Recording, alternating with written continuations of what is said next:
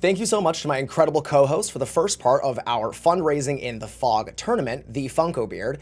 As a reminder, my name is Devoglaer. I am the Demon Daddy of Twitch, and we are currently co-hosting a panel for Trans Lifeline. I am joined by the wonderful Boyefran. Boyefran, how are you? I couldn't be better. I am Boyefran, the H is silent. I'm an indigenous streamer, but worst of all, I'm a Cancer. I like people, places, and things. And I'm 5 foot perfect. And today, we are also joined by the lovely Steph from Trans Lifeline. How are you, Steph? Doing great. Thank you for having me. It is amazing to have you here. Tell us a little about yourself. Yeah. Well, I'm a retired streamer. I used to be a streamer like you, but now I work as kind of like streamer mom for Trans Lifeline. I manage our gaming and streaming partnerships. I'm on the fundraising team, and I just help, support causes like this, which is really cool. Well, I know that at some point when people start streaming, they always stream Dead by Daylight. At some point. Did you stream Dead by Daylight? No, I'm too soft. I'm too soft. You're one of the good ones. For that. You and I are the good ones. We're very similar, Steph. I might look a little insane, but I'm sweet and I'm soft. What did you stream? What kind of content were you streaming? I was a pro Heroes of the Storm gamer. Okay. Boyefriend, I think we were wrong because we were trying to assume that Steph was, I don't know, maybe one of the sane ones, but as a pro Heroes of the Storm streamer, I see. Yeah, I played solo queue. I was up to 3rd in North America at one point. Oh my god, that is that is amazing. Can you tell us what you do at Trans Lifeline? Yeah, so I get to partner with, like I said a little bit before, I get to partner with streamers and gaming companies. So I negotiate like any sponsorships that are coming in from like VR Chat earlier supported Trans Lifeline. Awesome. The folks at Digital Extremes with Warframe. We've been working with Magic the Gathering, Wizards of the Coast, and also supporting our streamers and like everything on Tiltify. Awesome. Yeah, lots of cool stories. While we're talking about Trans Lifeline, can you tell us about what Trans Lifeline is and the services it provides? Yeah, so Trans Lifeline's been around for a little over 10 years. It's an incredible org staffed almost entirely by trans folks. So we're for the community, by the community. And it's gone through many eras at this point. I would say that Trans Lifeline is a little bit of a ship of Theseus that's been entirely replaced, but it's still healthy and going strong. It's just really difficult, taxing work to work for this org, even though it's such a privilege. But yeah, the work, we primarily operate a crisis hotline, so you can call to reach our hotline from anywhere, but primarily in the US and Canada. And you'll get connected to another trans person on the other end of the line. And that operator has an extensive library of resources that they can offer you, and they're also just trained to help you through a crisis. But more than anything, we're all about peer support. We're about feeling seen. We're about helping you not feel alone. Trans Lifeline was built out of that like feeling of deep isolation for trans people all over the nation. And just to be a resource where you can go call, you can reach a trans person, you can feel like you aren't alone, you can talk to someone who understands you.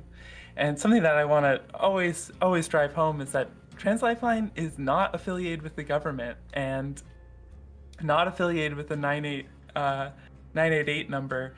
And that's important because we do not allow we're not taking any location data. We're never going to non-consensually intervene, which is very common in the hotline space.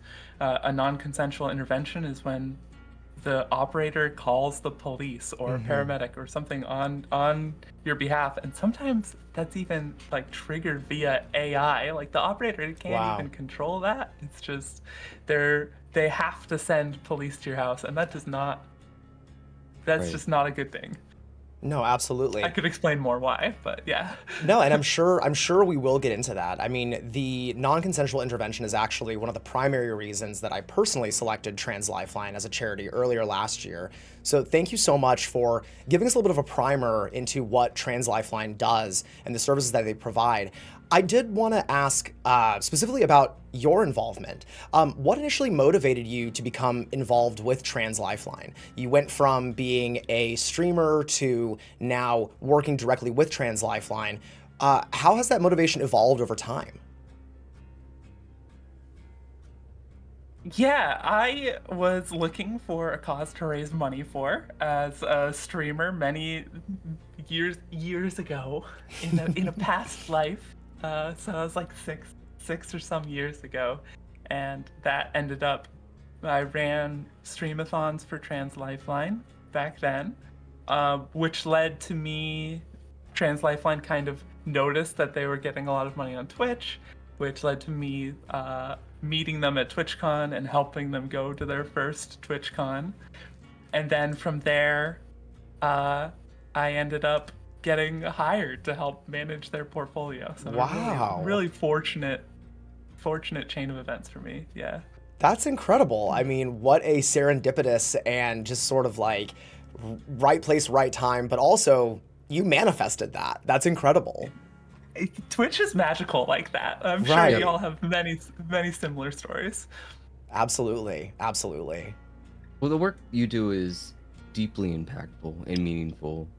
But can you share a moment or experience from your work that has deeply impacted you and reinforced why this work matters to you?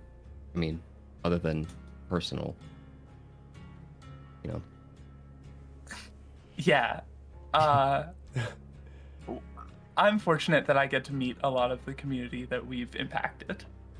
Right. So I've been to several TwitchCons on behalf of Trans Lifeline, and we don't get to, the hotline staff doesn't get to share the calls that they receive internally. They maybe have some volunteers and a walk along and they can talk about it together, but most of the time, we're keeping our callers safe, we're keeping our callers anonymous, but occasionally people will come to us and say, hey, you really impacted me, you really changed Wow. my life.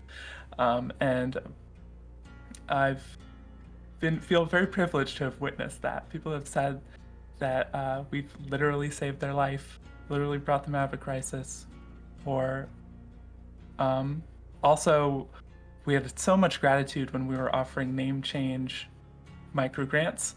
So that was something that many people are like, hey, my ID got changed because of y'all's work. There is a real impact happening in the community from Trans Lifeline that keeps me coming to work and showing up to work every day. That's amazing. That is honestly incredible. I mean, it really, you're sort of tying all these things together for me. You talked a little bit about how Twitch is kind of a magical space, and it sounds like what we're doing today with this panel a little bit is maybe helping to connect people who may not know about Trans Lifeline, using Twitch kind of as that platform, almost kind of the way that you were when you were, a lifetime ago when you were still streaming. It's almost like a full circle. This is, kind of an amazing day. I did want to touch really fast on what you had said a little bit about the non-consensual intervention, and this might tie in. What are some of the biggest challenges that you and your team face when supporting callers? And if you can tell us a little bit, how do you navigate those challenges? Yeah, a phone call can only help so much sometimes. Sure. We're able to sit with someone and help them regulate their nervous system and help them become more stable in that moment. But a lot of times the stressors that face trans people are existential. It's poverty. It's a lack of safety, home safety. It's a lack of feeling like we have hope for a future. And those are things that we can kind of, at Trans Lifeline, we can help in the moment, in that one present moment of connection. We can help them get through that moment. But after the call, a lot of those stressors just come back to existing. And so Sorry, that's really, I don't know if that's the best answer to your question. No, no, No, it's an honest It's just answer. really real. yeah, Yeah. no, Yeah. absolutely. So our callers, our operators have a pretty heavy burden to take care of themselves. You know, we Sure. have to heal to be healers. We have to be constantly doing the work to regenerate ourselves to be able to show up for the work. And that's what I see a lot in, like, internally at Trans Lifeline. We have two major hotline teams internally, and they're doing a lot of work supporting each other. Because peer support is kind of this fractal web that we can all contribute to, and it goes all the way down. We're peer supporting ourselves within the organization, so we can peer support people outside the organization, and hopefully we can inspire peer support outside of our organization. If I could just kind of get us a little off track for a second. Let's do it. Absolutely. Go ahead. Yeah, we're talking about like the magic of Twitch, which also like ties into this feeling of peer support. You know, Right. Y'all are doing peer support on Twitch. Yes. Like, peer support is happening right now, and there's so Right. many communities that are led by amazing people that are trying their best to create safe spaces and comfortable spaces for their members of their community. That is peer support work, you know, and Yeah. so I love that with my job I get to support trans streamers that are doing that. It's a kind of like a continuation of Trans Lifeline's work happening all the time on Twitch, and that's part of why I love it so much. Absolutely. Boyfriend, I know that your community is absolutely a tight-knit one. I mean, my demons, my brood, we are super tight-knit as well. And Steph, piggybacking off what you said, it's true. I think that it's an ecosystem of peer support. You know, we can only, as streamers, we can only do so much. You know, we are not licensed professionals. And I think that there are times where streamers may struggle a little bit for the vocabulary or for the knowledge to really help someone in their community who might need help. And I think that it's incredible that we can sort of have this interplay a little bit now of our communities knowing where to go if they need help or if they have questions. And like you said, you know, sometimes these things are just kind of in the moment, like maybe, I hate to use this term, but maybe it's a Band-Aid, but sometimes what you need is a Band-Aid. And then you can kind of, I mean, who collects Band-Aids? But you can collect these Band-Aids over time, and it sort of is, you build that vocabulary yourself. And I just think the work that, you know, your team does is just incredible.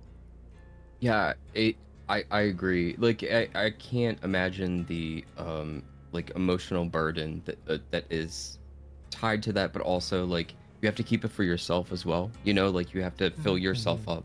So, but touching on that, how does Trans Lifeline ensure emotional safety and care for both callers and volunteers who are supporting them? That's a great question.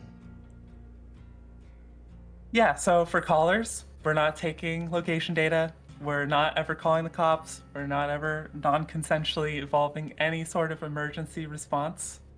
And so we are fully anonymizing them, and that is a sacred thing that we should hold all crisis hotlines to.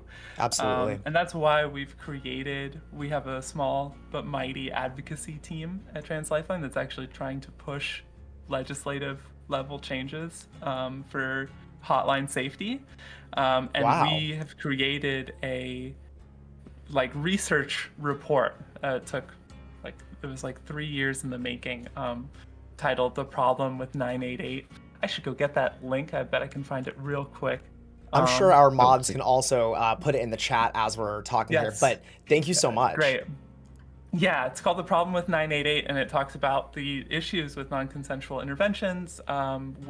It's like a sociological report, but also has a bunch of numbers about the incidence of those kinds of reports, because no one else is really doing the research, and the folks at 988 want to sweep it under the rug. So we're actually pushing the issue by creating our own research report that they have to, see and refute and be presented with. So yeah, that's how we're protecting our callers.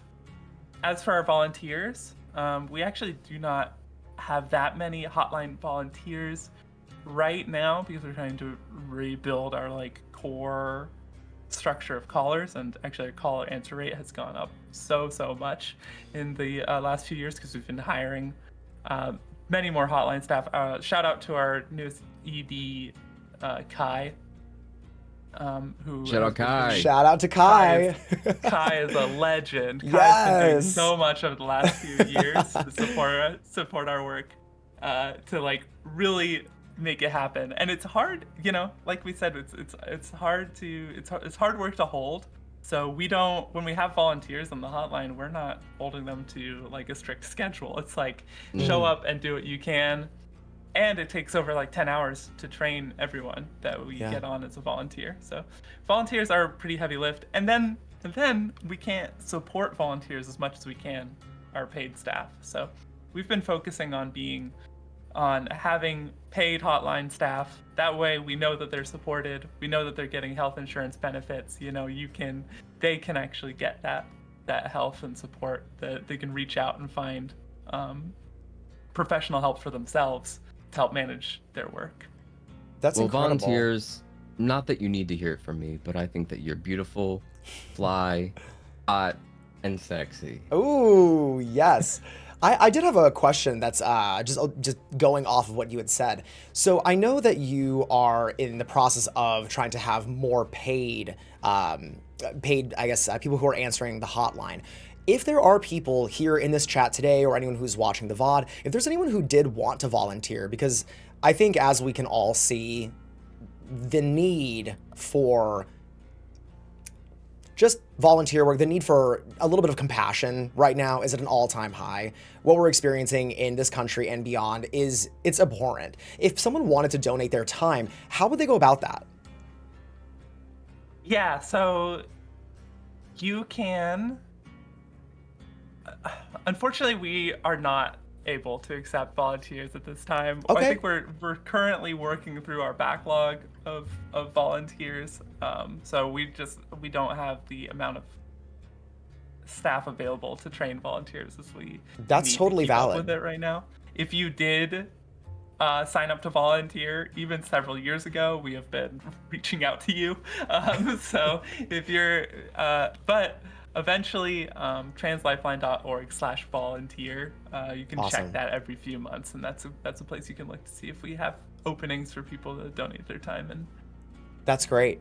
That's great. So in your experience, getting back to a little bit of the support and the message of Trans Lifeline in general, what are some misconceptions that the public might have about the kind of support that Trans Lifeline provides? I think mostly I'd say that it's the whole hotline space, like we've talked about before, the 988 non-consensual interventions. Would you like to hone in a little bit more on that question? I guess more so if there was anything in your experience that you have seen, or, maybe people coming to Trans Lifeline, just asking, what is it that you do? If there's any misconceptions you want to sort of clear up about the sort of help that you provide. You did really touch on, I think a huge point is the fact that Trans Lifeline does not do any sort of non-consensual intervention. If there's anything else that I think maybe makes Trans Lifeline stand out as a true safe space. Yeah, I would say I'll steal this question to talk about the fact that we are, we're grassroots funded, so Awesome. We aren't government funded. We rely on donations, like events like this, to maintain our services, because we are for the community, by the community. We're not beholden to any big government donor or large corporate donor. And part of that is that we are, we're also like a small team. So like my fundraising team is 3 people right now, and that includes our comms. Like the person who manages there's my 3 team members, counting myself, is me. I manage Tiltify and the streaming space, and the gaming space. And then my manager does all of the grant writing, grant proposal, grant submitting, and our email inbox maintenance, and then my other coworker does all the social media impact. And, So it's a and, really like, it's a really tight partnerships. team. It's sounding Yeah, like it is so just tight. a really small group of dedicated Well, people. A bunch of nonprofits. I'll throw a little bit of shade, but many nonprofits have absolutely gigantic fundraising teams. There And you it's go. like, Yeah. are you supporting the work, or are you supporting yourselves? Like, Ooh. that's the Oh, tea. wait. I'm sorry. Wait, no, hold on. Okay, now we have been cool, calm, collected. We have been very chill here. Steph, tell us how it really is. And don't be afraid to be shady. It's just don't be us here afraid. tonight. You know, when I Get to I know will us not- a I little will better, not and then name you can be names. shady. There you go. yeah, I will not name names. But it was a shock entering the space and learning about just nonprofit culture and just in general. Nonprofits are. You just do your research. There's a lot of absolutely amazing nonprofits out there, people doing amazing work. But a lot of it is very similar to the for-profit space, focused on growth and your bottom line and all these things that you think you're getting away from when you enter nonprofits, but are Right. still just ever present. And I am,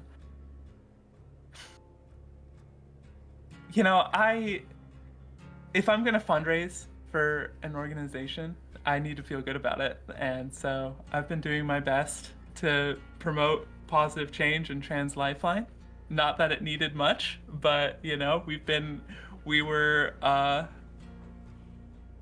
I'll throw some shade. The executive director a year before I showed up thought it would be a good idea to accept crypto payments for Trans Lifeline and Okay. support it. And I was like, oh my god, what are you doing? Wow. And I was like, first of all, we can never do this again. I don't know how this happened. Yep. They are no longer with us. So goes the ship of Theseus at Trans Lifeline. But yeah, and I found the receipts. I found the social media, how many people unfollowed us that day. I'm like, Oh no. not Oh. doing this. We need to hold ourselves Oh to a no. standard. Well, I'm Yeah. so glad that I'm so glad that you're here tonight. I feel like this is, an awesome opportunity to chat. And I'm so glad that Trans Lifeline has you now, because having someone who's in the know on these things to not make mistakes like that, it's important. We live in a scary Yeah. time on the internet. And so it's important to just always, do the right thing. Yeah, Yeah. I bring that nerdy perspective, that Twitch perspective, that low-key terminally online perspective. I personally live in VR chat. I live, breathe, sleep internet. I mean, I don't So- see it. I don't see it as a terminally online perspective, because I think that it is. I think we're getting back to the message of, actually not just for trans people, but across the board, equal rights.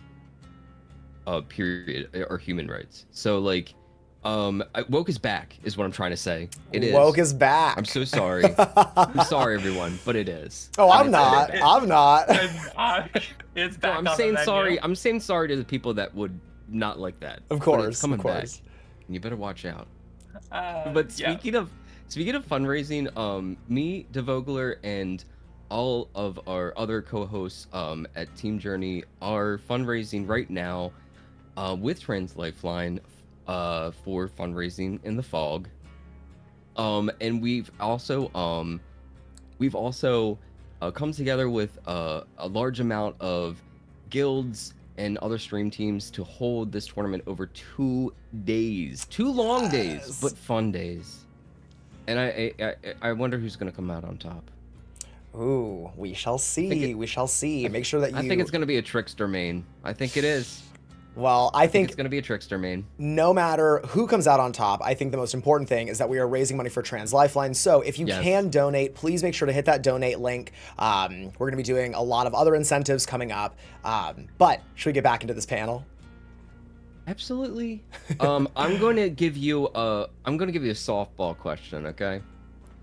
How do you see Trans Lifeline's work fitting into the broader landscape of mental health and crisis support for trans and non-binary people? Easy question. Actually, that question has layers. That's I wouldn't even call that an easy question. The I was being Shrek sarcastic. onion of questions.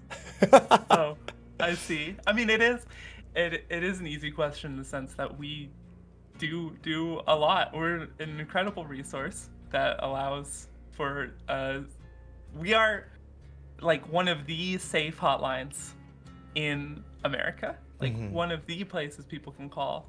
And so we even like, yeah, we're here for the trans community, but we understand if other, queer folks or people under like, adjacent to the trans umbrella are calling in crisis or in need of support because they don't necessarily have any other like places to go that feel safe for them. Right. So we are kind of expanding as our hotline is beefing up, as we're becoming more able to take callers. We're kind of putting the feelers out there to be even more cast our net even wider, to provide even more of a, what's the word? But like light the beacon for even more callers to reach out to us. Okay, well, since Boyefran gave us the fake softball, I'm going to actually give you the softball question, unless maybe I'm wrong on this one. So, in terms of representation, is there a piece of media that you've seen that has made you feel seen? And maybe just beyond, I guess, seeing it, is maybe a movie, comics, TV shows, video games. What's impacted you? Can I say Twitch again? Because I want to say Twitch again. Let's it's do all it. The amazing Let's do trans and queer folks on Twitch that are showing up every day, that are spiting the trolls, that are showing, literally trans joy on display on Twitch almost every day, any moment you can find it. That is inspiring to me, just through and through. That's incredible. I just wanted to point out that it's important to note that Twitch is one of the few platforms right now in which you can be seen and you can be represented, and that still allows nuance and allows you to do your advocacy without censorship. And I think that's very important, and I don't want that to change Twitch. Right. Stares at Twitch. Stares directly into the camera. Exactly. No, you know what? Honestly, Steph, I really appreciate that answer. I think if this were a different type of panel, I would call you out for the pageant answer of that. But I really do appreciate it. I think it's true, when we think about, of course, because representation matters. And I think just to dive in for just 2 seconds, we can all find pieces of media that we love, but to find something that is truly, I think, pure is kind of a word I would use, free of influence of maybe corporations or other sort of agendas and things like that. To find individuals on the internet who are speaking the language that you need to hear is so powerful, and it's why community matters so much. Yeah, so I won't fault you for the pageant answer because I actually do agree. I love that you brought up that like authenticity that Twitch allows. It's so incredible that we can all show up.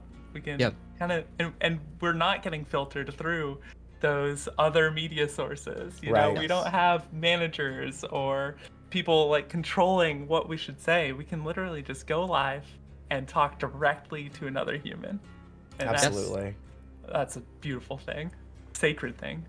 My representation, if you must know, is Eddie Munster. That Widow Speak. That Widow Speak is very, very powerful, and I was like, oh my god, me. Moving on from that, I was really curious in what kind of preparation or training does the team receive, and which aspects of that training do you think are most crucial for Trans Lifeline? Yeah, so new staff, new hotline operators get trained with over 10 hours of training just before they even answer a single call. That's talking about how to handle certain different situations, what sort of situations can come up, and familiarizing themselves with all the ins and outs of the work. And then after that, they'll spend several more hours just listening in on other calls, so they can like get that real world experience on how the hotline is running and how a call might seem or feel. And then the kind of gets flipped, where they're going to be taking calls, but they're still going to have their manager and supervisor like listening in to help make sure everything's going all right. So it's that interconnection. It sounds like there is a lot of care and a lot of time, and a minimum of 10 hours of training is no small feat, but a lot of time, care, and attention given to make sure that the hotline operators are equipped and also comfortable with dealing with sort of a variety of situations. It leads me to my next question, which is, how do you incorporate feedback from callers into improving services or the approach? Is there anything that, over the course of maybe your time there, that you've seen where policies have changed, or even just the way things work have changed based on what callers are saying? Yeah, well, our foundational values have always been something that we all work really hard to uphold. Things like being peer supportive, being grassroots, being it's like when people call. I'm sorry, I'm tripping up. Can you ask that question again? Of course. While we're kind of in a break, should we just skip question 12 when we get to that point? Yeah, we're skipping. Great. I'm just gonna try to go back to well, it sounds like there's a lot of care and attention given to members of the team who are interacting with callers on a daily basis. I mean, 10 hours of training is no small feat, and I think it's really, really admirable, and honestly, it's great to have that sort of structure in place, and even having a team who sort of is kind of like monitoring these calls just in case something happens, because this is potentially such a delicate situation.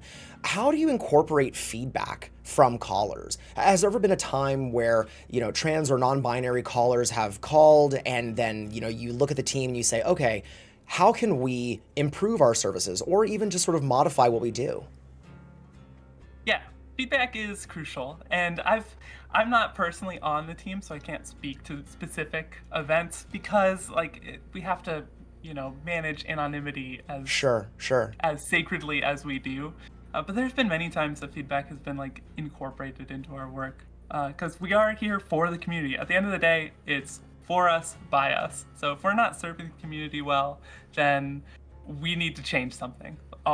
Immediately, really. That's the whole purpose of our existence. So yeah, before we had one feedback that we did get is that people weren't able to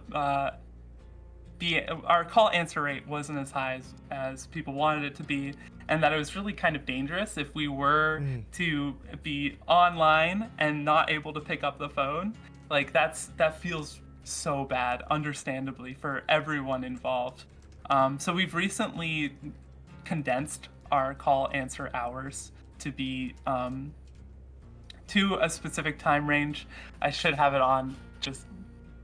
You can, if you look to translifeline.org, you can find our access hours, or if you call the hotline, it'll tell you as well. But that was done so we could make sure that we're picking up the phone when you expect to hear from us. We will be there.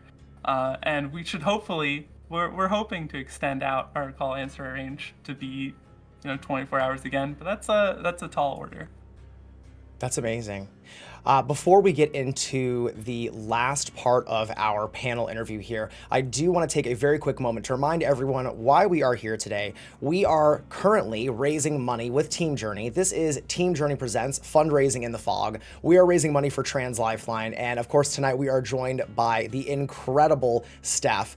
We are featuring killers and survivors from the Twitch Black Guild, Twitch Women's Guild, the Latin Guild, and the Pride Guild. A ton of amazing hosting stream teams as well. We'll be raiding into our next host for the tournament, but you can also catch us tomorrow, Sunday, March 15th, starting at 3 p.m. EST. All of our mods will be putting our links in the chat. Sorry for that little brief interruption there. If you can donate, please, please, please do so. Boyfriend, do you want to take us into our last section here? I just wanted to say you'll be seeing me tomorrow all day. Oh my God. Get used to it. Well. That's an incentive in and of itself. Steph, I think, Steph, you and I have our Sunday carved out now. Okay, so I wanted to close this just with a simple question, but an important one. And looking ahead, what do you hope the future holds for Trans Lifeline? I want to see Trans Lifeline. First of all, I want to see Trans Lifeline continue to exist. I think our work is extremely important. Even just 2 years ago, we were in a funding crisis. We weren't sure Trans Lifeline would even survive.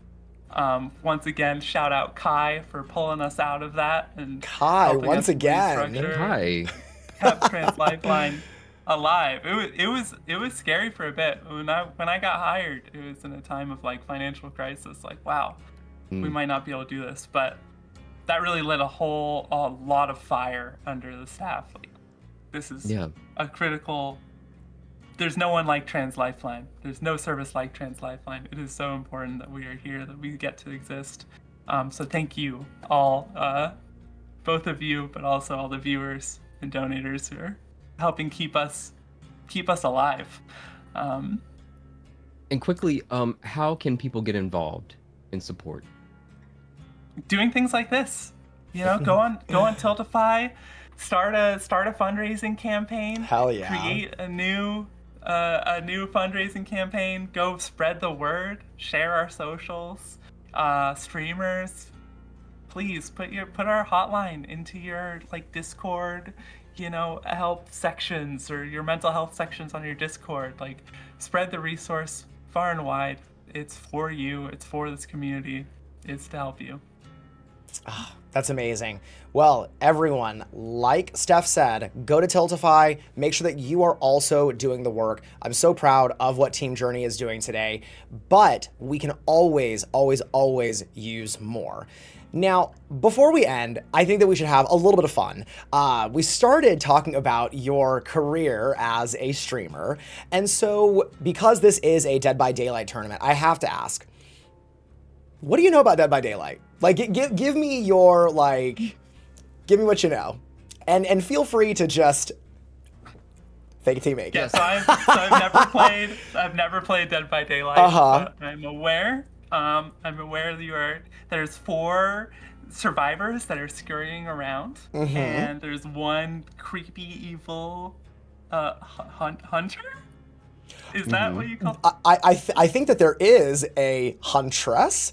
I'm gonna be real with you, Steph. My community knows I'm the #1 Dead by Daylight loops and pallets diva this side of this side of the Midwest. And who said that? Well, who said that? Yeah, that is that is hey, known far and wide. I know my way around a flashlight and around a dead heart. We're telling stories today. I know what these words mean. Hey, you know what? Listen, tall tales. Listen, I live in a fantasy world of my own design, 24/7, 365. But yeah, no, there are. Boyfriend, Respect. why don't you tell us? Yeah, what do you call them? Tell us about the killers. Evil? They're killers. Killers. Yeah. See. I mean, it would be more appropriate, I guess, if you were on TikTok to call them hunters, because Right. they allow you They're to say that word. unalivers. The unalivers. That is the Amazing. Just sidebar. Multi-streaming the TikTok, I've never felt more idiotic than having to censor myself by calling the killers unalivers. Wow. That is insane with work. no irony. Thank you, Twitch. Yep. Thank you, Twitch. For allowing free Thank expression. you. Thank you. Now I don't have to sound stupid. So I know about that. I know. Gosh, it's kind of gory. There's lots of screaming. There's Too a lot much. of violence. But I also know lot of like drag queens and beautiful queer people play this game religiously. Like they are on Dead by Daylight all the time. So I know there's something to it. And I bet, I imagine after you play it enough, you just kind of see the game more than you see like the skin of it, like the... Yeah. Ooh, the skin. I have to give a shout out to Behavior as well. I'm a part of the creator program, and they have a tremendous amount of trans creators, and they're incredibly supportive and also very protective of the community in general. That's awesome. Any harassment that is gone on offline, they take care of it right quick. And I actually don't want to spill anyone's tea, but we had a situation very, very recently, actually last night, in which they did so. Wow. And not a lot of studios do that. Wow. Especially with their creators. Wow. So, well, that's great to hear. Say what you will about Behavior, they are very protective of the community. I've heard they do the work. They do. It's awesome. They're truly the ones doing the unhooking. What is okay? So you don't play it, so I can't ask you like what your killer or survivor main would be. You could ask you could ask our final question though. Actually, if you were to develop a survivor, your ideal one, that like a fantasy. I've got a way to answer this question. If you don't mind. So Sure. My main in Heroes of the Storm was Pudge, which comes from the butcher in Dota, the original. Yes. Is there someone with like a big meat hook that can like pull people in? Is there a character that does that? There is. Yeah, every there game is. has one. Yeah, that's my it's main. more of a gun with like a harpoon. Hot. And Love he's that. just and he looks like he's like he looks like he would be like real like right wing, but he's not. He's like woke. It's actually so funny. We love gun hook, but make it woke. We love it. We love it. He's chewing tobacco and he's like spitting it out like. But you'll respect my pronouns. Trans rights are human rights. I didn't know killers could be woke. I think that's Honestly, in this game, some of them, the lore in some of them is that they have no choice but to do so. Ooh, I see. Yeah. wait, they have no choice but to be woke, or they have no choice to be killers? No, well, both. I see. Do you game or frequently watch Twitch? And what are your favorite games and streamers to watch? Oh wow, what a good question. I have a soft spot for Carrarium. She is a Celeste speedrunner, and you can just put Celeste speedrunning into my veins just any day. It's just like, yeah, you climb that mountain over and over and over. I don't know how they do it. I could never be a speedrunner myself, but because it's so repetitive. But I find something very meditative. No, watching people I was speedrun. just about to say that's the thing that I watch on YouTube. Like I go back to people who upload their speedruns, and that's how I like calm myself at the end of the night as like I'm eating dinner. I swear to God, this is literally what I watch every night. I watch like either Zelda speedruns or Resident Evil speedruns. Like I can't get enough. Well, moving away from the speed runs, I have one last question, and I think that is going to sort of wrap it up for us for tonight. We know that your favorite hero in Heroes of the Storm is Butch, but do you have a favorite role? Do you typically, like, is that like tank, support, DPS? Kind of like, what's your play style? And are you toxic online? Oh, I bet you're mean behind a keyboard. I already know it. I know it, Steph. Ooh, GG easy. No, I'm nice. I'm nice when I'm streaming. I was all positive, but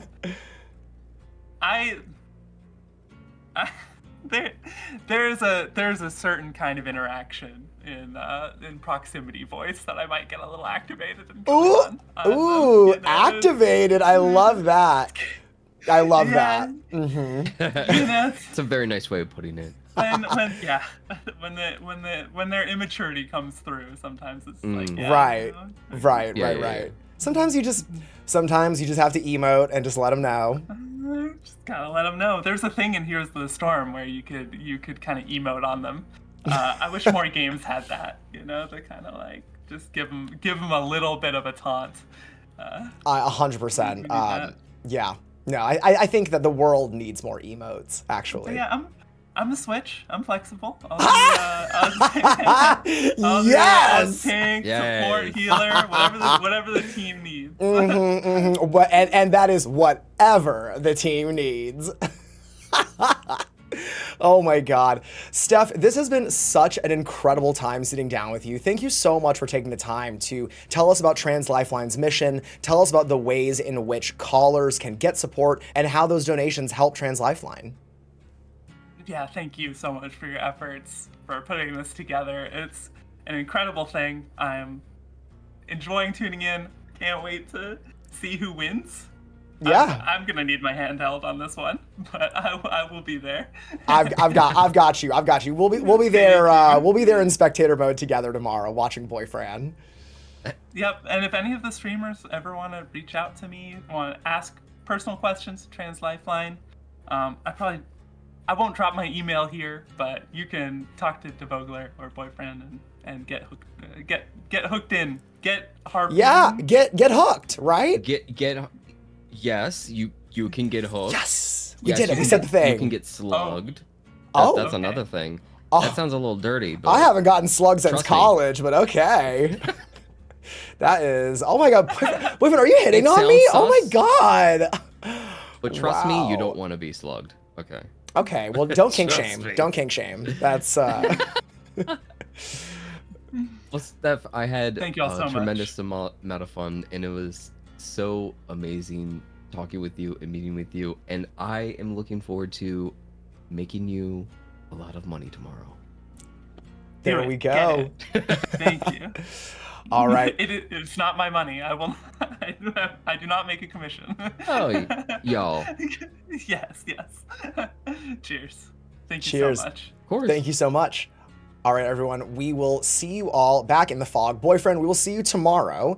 And thank you all so much for joining us tonight.